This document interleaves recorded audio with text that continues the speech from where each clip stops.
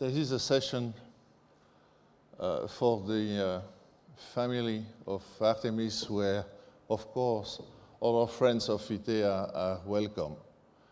I understand that, to be honest, we form one large family and one large social network. So,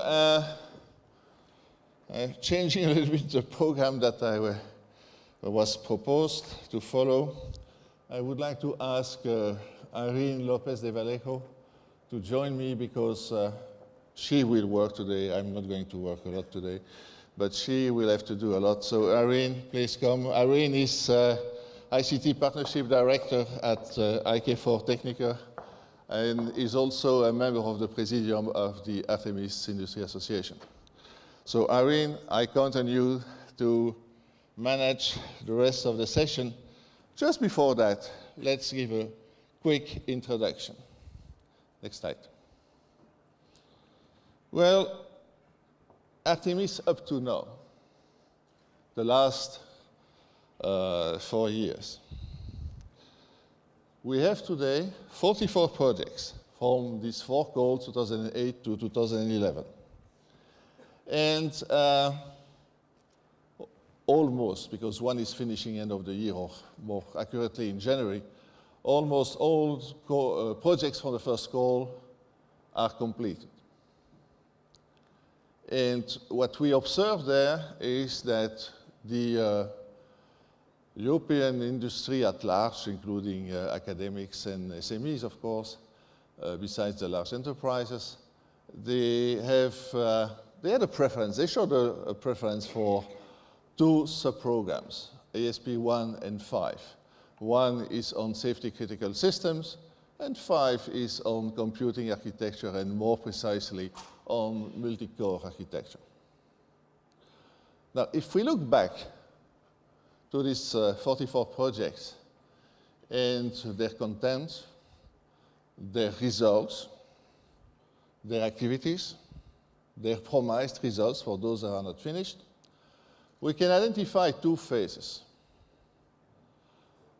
The first phase is what I call the projects phase. When we started in 2008, we offered 8 sub-programs. We identified indeed a preference for sub-program 1 and 5, but actually there was no structure. There was no strategy. It was an observation of what the industry at large would propose. So this is a kind of pioneering approach. Now, after 3, 4 years, when you look at the portfolio of projects, then we can identify clusters of projects. We can identify projects working on equivalent topics. We can identify projects capitalizing on the results of previous projects. And so this phase 2 is the cluster of projects phase. And when you analyze that, well, it's fair to say that this is more a strategic approach. Next slide. Now, Artemis now, this year, next week, well, the call 2012, which was a 1-step call, directly with full project proposals, the evaluation is finished. With all my experts, we have produced a list which is ordered, not ranked, and that list has been presented to the Public Authorities Board. And next week, Wednesday, November 7th, the PAB will decide what to do with this ordered list. To make a ranked list, I will propose an analysis of what is possible to fund and not to fund with the existing commitments of the member states and the requirements in the various projects. And at the end, I will ask a mandate to negotiate for a list of projects, and I will ask to have a reserve list of some other projects so that if there is remaining money in the member states and if it makes sense, and if we can accommodate that with some parts of projects of that list, on that list, we will complete the list with one or two other projects. That's the way it works. So, the big change this year has been the introduction of these AIPPs, Application Innovation Pilot Projects. That process has been not controlled, but coached over the months. Because it's a new concept, we have organized some brokerage events.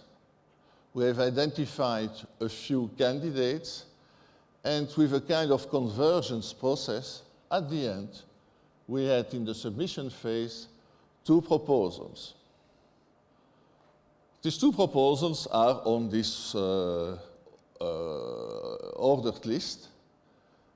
I'm not going to tell you where on that list, but next week we will see, and hopefully they have a chance to be funded. We will see.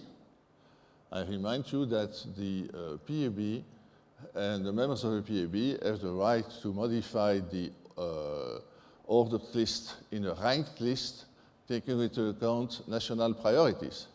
But they need to find a majority, of course, in the PAB to accept the changes. So that will be done next week. So it's very, very short term. Okay. So this is, with these AIPPs, what I call the phase 3. It's the phase of pilots. This is new. We have seen that this has generated positive reactions from the member states. The level of commitments for funding commitments from the member states has never been so high as this year. So we were on a negative trend, decreasing because of the crisis, decreasing the commitments year after year. This has been reversed, and this has been reversed mainly or exclusively because of this introduction of AIPPs. So it's essential that these AIPPs become a success. And of course, it will be this phase 3 of Artemis 1 will be or could be an important element for the decisions and the discussions for the future. Next slide. So indeed, there is a future. So we'll have this call with AIPPs, and there is only one call left next year, 2013. By the way, the joint undertaking has been created and is supposed to finish end of 2017. I'm almost convinced that that will have to be extended because of the reaction time of the participants to fill in their cost claim, because of the reaction time of the public authorities to do the final payments. So observing what is happening today, I think that 2017 will be extended probably, but anyhow, most probably the present JU will be reintegrated in the future JU. So we will see. Today, there are many meetings by many groups, many types of stakeholders to discuss about scenarios for the future. Nobody knows what will happen. It's important to provide your inputs or inputs for the future to say what we want. We will see what comes out of that process. And hopefully, for beginning of 2014, a new JU will be set up. So today, it's my conviction, I'm convinced, I'm 100% convinced that there will be something called Artemis 2. It will not be called Artemis 2, I can tell you, but we will have another joint undertaking to cover the needs of our industry. Next slide. Now, today, the session of today. Well, what we wanted to present you is not a presentation of projects as we did the previous years, but to have a discussion.